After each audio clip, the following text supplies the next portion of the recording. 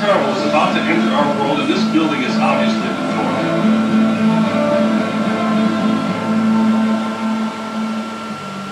Atop each one, only then can you forever release me from the abyss. Only then can you make me free. Free to enslave the earth at last.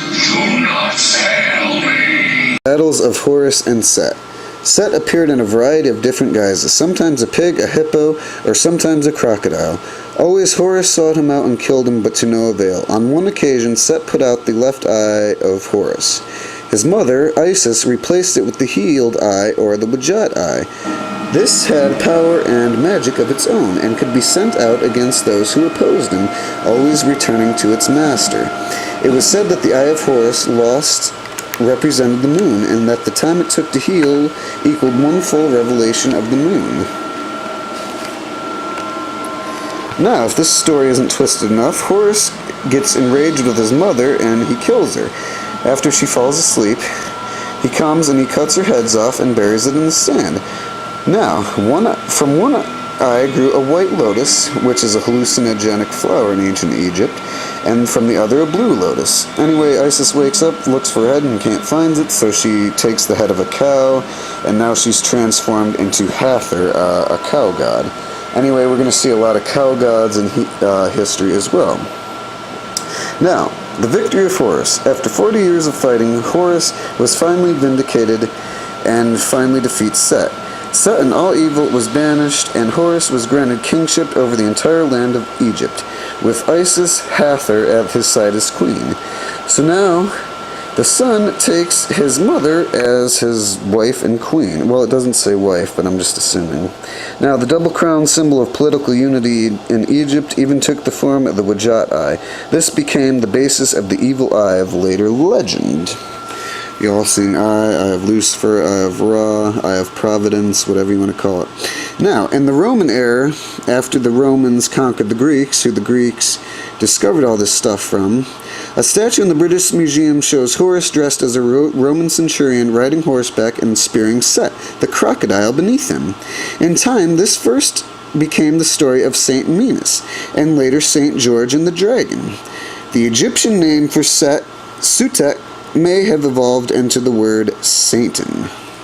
And for those who don't know, Satan simply means great adversary. The Egyptian archdemon Apophis bears an uncanny resemblance to the Judeo-Christian idea of Satan, an evil being bent on destroying humanity.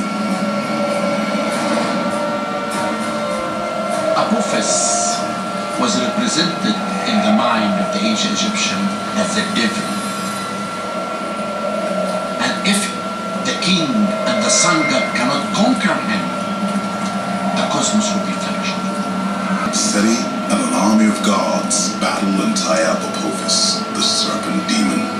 But Seti knows from his guide that Apophis will be back. Asteroid discovered in December of 2004 called Apophis, named for the Egyptian god of death and darkness. It was named only after its trajectory was identified to intersect that of Earth. Had that not been the case, we would not have named it Apophis. We could name it like Tiffany or something, or Bambi. You know, something not threatening. This one was headed towards Earth, Apophis. All right. Once you discover an asteroid, you got to wait a little while to get enough of a segment of its orbit to calculate what the full orbit will be, to know if it will come in harm's way. Turns out, in the year 2029, the month of April, the 13th of April, a Friday, Apophis will come so close to Earth that it will dip below our orbiting communication satellites. And it is the size of the Rose Bowl. 23 minutes before the hour now. Here's the asteroid story. An asteroid the size of the Rose Bowl. more than 1,000 feet across, feels its way toward the Earth right now. It'll come by first in 2029, and we'll see it up there. It'll be closer than our satellites, a thing the size of the Rose Bowl hurtling through the air. And then it comes again in 2036, and that's when it may get interesting.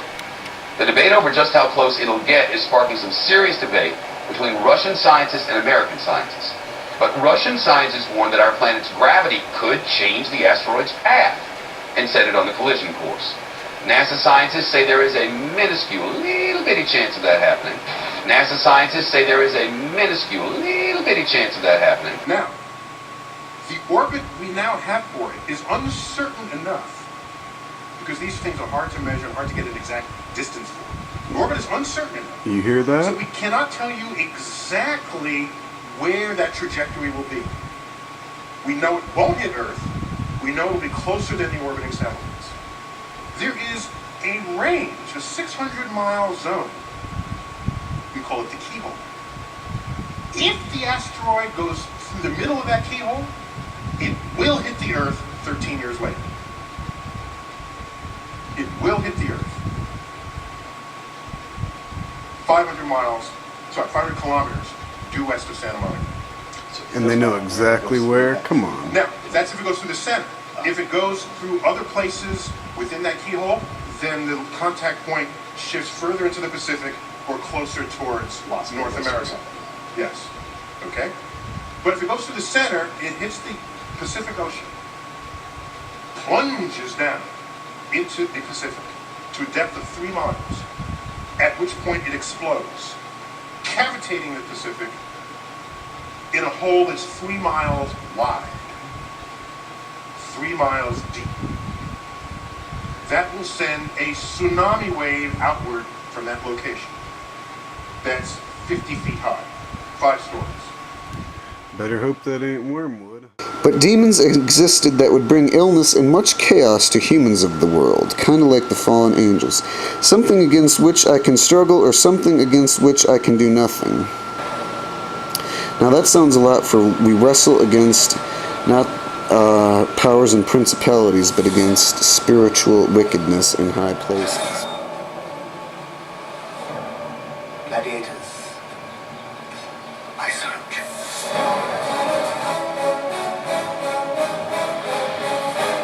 Go and die with honor. Why is he still alive?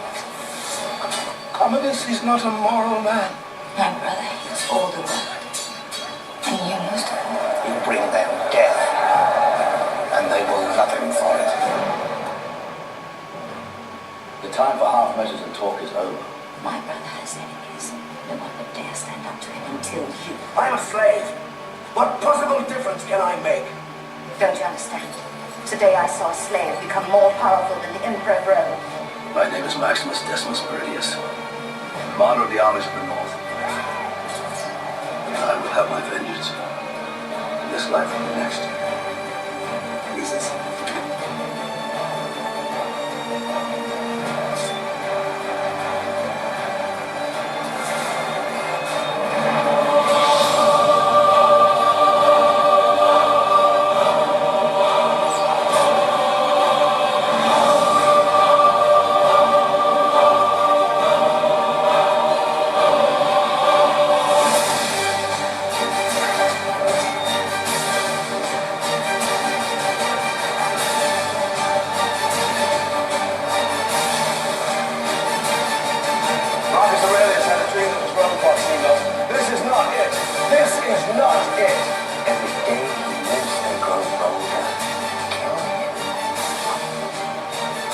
Out of these gates. We've got a better chance of survival if we work together.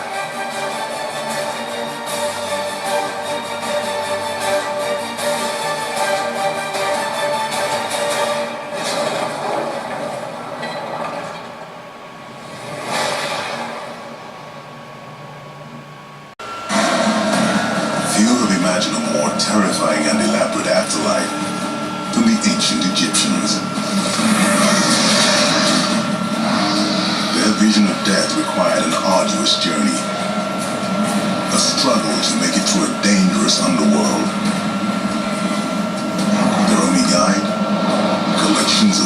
powerful spells called the Books of the Dead. Now, travel these treacherous pathways with one of Egypt's greatest pharaohs and track modern archaeologists as they unearth key finds that will take us down deep into the Egyptian underworld.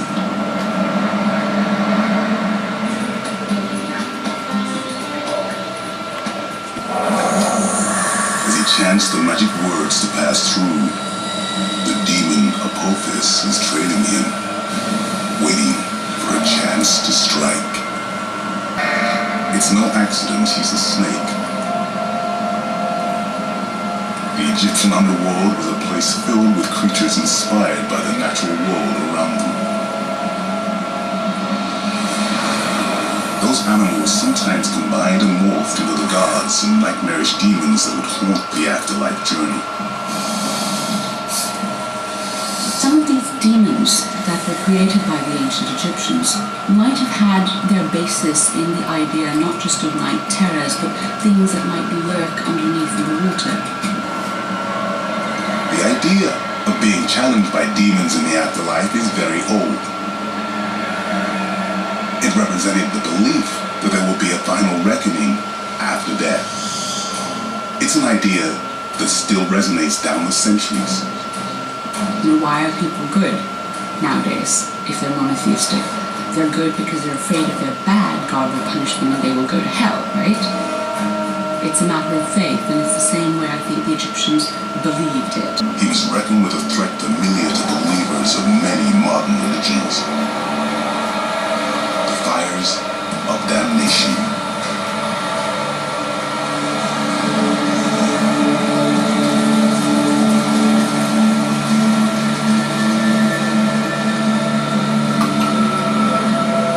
For Seti, it's a test of purity.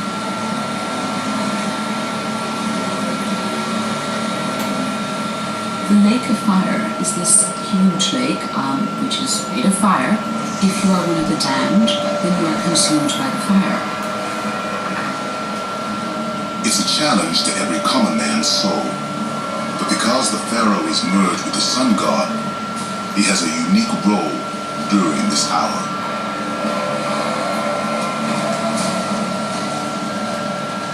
For Seti and the sun god, because they are amongst the blessed, they can go through, and in fact they decide to some extent who gets to be blessed and who gets to be damned. But Seti won't always go unchallenged on this journey. He'll have to face his nemesis, Apophis, a powerful demon snake that represents evil incarnate to all ancient Egyptians, much like snakes do in many cultures today. On Seti's journey, the serpent demon threatens to plunge the world into chaos. Before he died, Seti battled a worldly chaos, helping to bring about a golden age in Egyptian history. In the fourth hour, he resurrects mummies who've been waiting for him. In the first dynasty, pharaohs also took treasure, weapons, and perhaps even servants. Archaeologists believe these early pharaohs killed their servants so they could accompany the king in the afterlife. They were sacrificed and buried in group enclosures surrounding the royal tomb. The pharaoh chair was one of the last to practice human sacrifice at his tomb. And Dreyer is finding he likely took plenty of companions with him.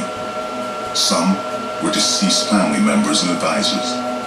Some were sacrificed servants.